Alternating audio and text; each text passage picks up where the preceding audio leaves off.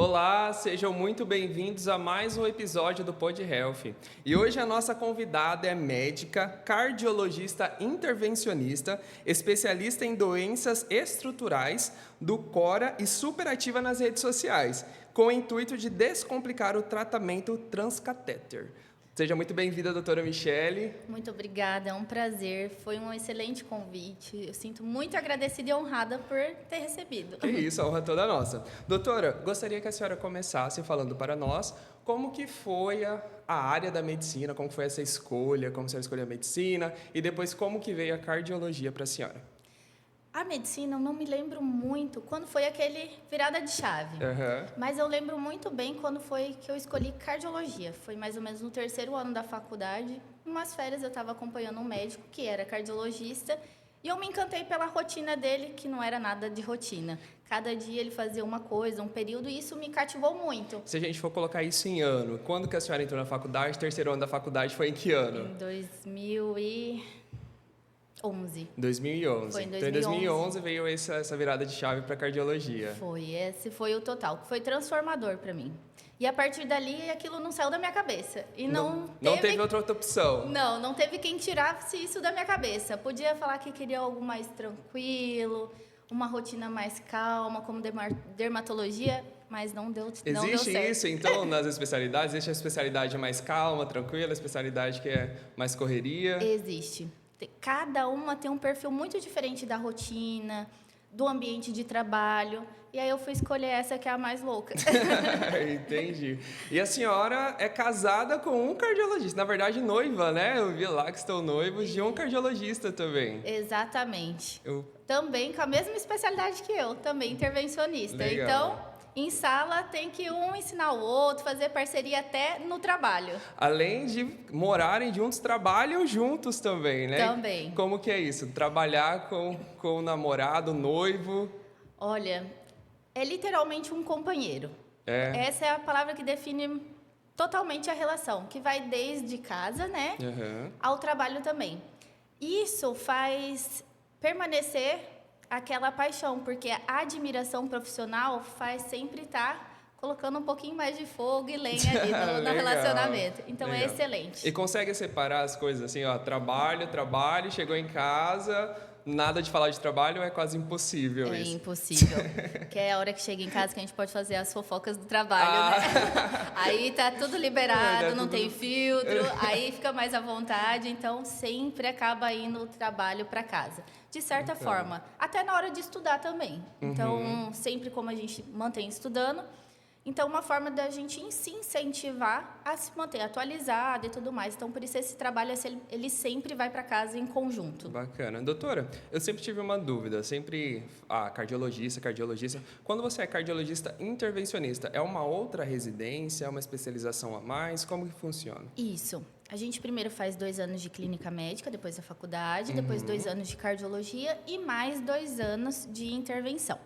Então, você é um cardiologista clínico que fez um upgrade, assim, né, na sua especialidade, onde a gente faz intervenção. Essa intervenção é tratamento por catéter. Vai desde um cateterismo, angioplastia, que é colocar stent. Agora, mais moderno, né, nos últimos anos, o tratamento do catéter foi muito além disso, que é até, inclusive, troca de válvula através de procedimento minimamente invasivo. Então, você pode fazer consultas, igual um cardiologista clínico, mas você também consegue trabalhar como intervenção, que é o mais legal. É o mais legal, é o que a senhora gosta de fazer. É o que eu mais amo fazer. E a senhora acha que tem muitos desafios na área da cardiologia intervencionista? Tem bastante desafio. Eu acho que assim, o mais marcante para todo mundo, independente se é mulher ou homem, que também tem essa diferença na nossa especialidade, que é absolutamente mais masculina, então predomínio mais de homens nessa especialidade. Mas o que é para todo mundo é aquele paciente crítico que a gente tem que tomar decisão muito rápida e isso impacta diretamente no desfecho. Então, para mim, esse é um dia a dia. E o exemplo disso é o paciente infartado, que é a nossa rotina, praticamente. Sim. A gente recebe pacientes infartados todos os dias. E uma pequena decisão, pode transformar completamente o resultado, entre ter sucesso ou ter um desfecho bem ruim. Entendi.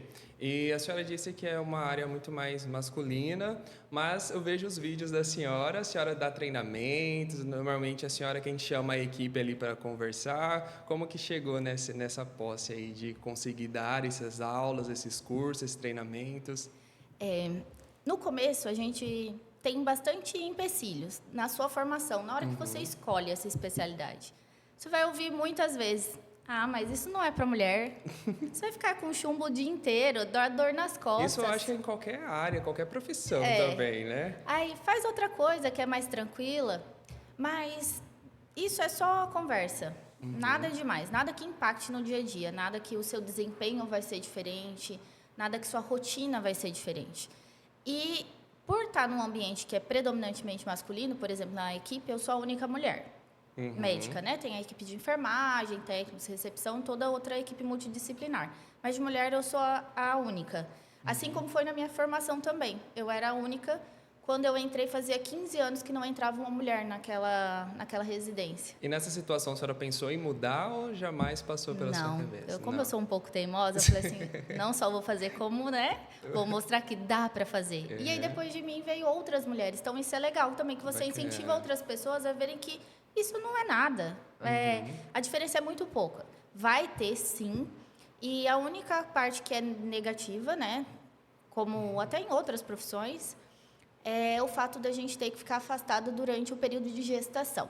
Isso é a única coisa que realmente é diferente para o homem e para a mulher na nossa especialidade. Entendi. Por exemplo, quando eu for querer ter uma gestação, engravidar, eu tenho que ficar pelo menos toda a gestação, desde o momento que eu quero fazer, quero ter o bebê, quero engravidar, toda a gestação eu tenho que ficar afastada por conta da radiação. E na amamentação também? Na amamentação não precisa, é só durante a gestação. Que enquanto está formando o feto, ele pode ter malformações, então a gente fica afastado por segurança. Entendi. Algumas mulheres até conseguem ir, porque a gente tem proteção, a gente usa bastante coisas que ajudam nisso. Mas tem um risco. Tem sempre um risco. E a senhora pretende ter filhos? Pretendo, em breve. Em breve, nos próximos anos. E essa situação, a senhora já planeja esse afastamento de 9 meses sem atendimento? Acho que é um combo de planejamento. Acho que planejar é a peça fundamental. Perfeito. Desde você criar as alternativas de renda, por exemplo, como nós fazemos cardiologia clínica, então eu posso trabalhar como clínico no período que eu estou afastado das salas de procedimento. Certo. Ou caminhos alternativos que hoje ainda a gente consegue, como mercado digital, venda de cursos, aulas. Então, sempre você vai estar ativamente, porém não dentro de sala. Então, você consegue ter uma vida normal. E é que nem eu falei, nossa profissão é parte boa, tem várias alternativas. Sim. Que é o nada rotina, que fez eu escolher justamente ela. Cardiologia foi Então, isso. esse é o ponto muito positivo. Assim, eu consigo ter muitas alternativas. Então, isso não impede nada de manter trabalhando, ativa e tudo mais. E como que a cardiologia intervencionista ela atua diretamente na vida do paciente? Como que ele melhora a qualidade de vida do paciente? A gente tem várias doenças que são impactadas assim diretamente. O mais clássico e o mais antigo, que todo mundo conhece mais, é através do infarto. Então, todo mundo um paciente que teve infarto, se ele chega precocemente no hospital e nós conseguimos fazer um tratamento eficaz, que é implantar o stent, que é a angioplastia, esse paciente ele pode ter uma vida normal, absolutamente normal, sem nenhuma sequela, praticar atividade física, trabalhar normalmente. E outro grande avanço que está relacionado à tecnologia é a troca de válvulas por catéter, que é uma das doenças mais emblemáticas, que é a estenose aórtica. A maioria dos pacientes morrem em 5 anos se não tratados. Então, com o tratamento transcatéter, que é minimamente invasivo, você tem uma qualidade de vida absolutamente normal. O paciente sai com 2 dias do procedimento, vai para casa, e ele pode fazer qualquer coisa. Ele sai totalmente sem sintomas. Entendi. Então, alguém que estava de cama passa a fazer qualquer coisa. Ele pode fazer caminhada, correr, praticar esporte, voltar à atividade habitual dele, sem nenhum problema. O paciente de um cardiologista intervencionista, ele é encaminhado por outro cardiologista ou o paciente ele consegue identificar se ele precisa procurar um cardiologista intervencionista? Geralmente, ele fica com um cardiologista clínico. Aham. Ele é um paciente do cardiologista clínico que identifica que precisa de um procedimento e acaba esse colega mandando para nós para tomar a decisão se ele se encaixa ou não para aquele procedimento. Depois que faz o procedimento, nós fazemos uma visita, pelo menos, para ver como ficou, a via de acesso, que é onde tem o furo, o mini corte, a gente vê como que está o aspecto. Mas ele volta para o seu cardiologista. Então, nós somos uma ponte para o cardiologista, como se nós auxiliássemos no tratamento clínico, que basicamente quem faz é o cardiologista clínico. Nós podemos fazer, mas geralmente a gente deixa para que o colega continue, desde o pré ao acompanhamento para a vida toda. Ele faz o acompanhamento, Isso. né? Ele faz essa continuação. E a gente só auxilia quando ele necessita de alguma ajuda. Então, a gente fica em parceria com o cardiologista clínico. Entendi. Doutora, a gente costuma dizer aqui que médico forma em medicina, mas na hora que chega a parte financeira, contábil, dá uma patinada ali. Como que foi essa situação para a senhora? A senhora chegou de estudar sobre ou já procurou de cara uma contabilidade especializada? Olha, eu sempre tive muito apoio da família em toda a minha formação. Mas quando a gente acaba de formar, é vida adulta que chegou e bateu na sua porta, né? Os boletos chegando. Os boletos chegando, se você descobre que tem imposto que você não sabe nem o nome. Exatamente. Então, é sempre um susto. Por mais que você trabalhe, faça algumas coisas, mas quando você chega nessa tal vida adulta, que é quando você se forma realmente e entra para o mercado de trabalho, é muito difícil.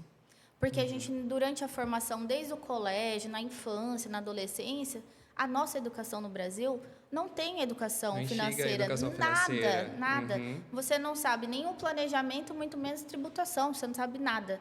E quando você vai para a faculdade, as faculdades também não te oferecem isso como fazendo parte da grade curricular, como parte do treinamento. Sim. E isso impacta diretamente quando a gente se forma. Então, acaba quando a gente termina a faculdade, você tem que procurar através de colegas, indicações e começa a conversar. Mas é aquela conversa de leigo, totalmente leigo. Sim. A internet ajuda muito. Tanto você pesquisar a empresa, como você saber o que significa aquelas siglas, que eu nem...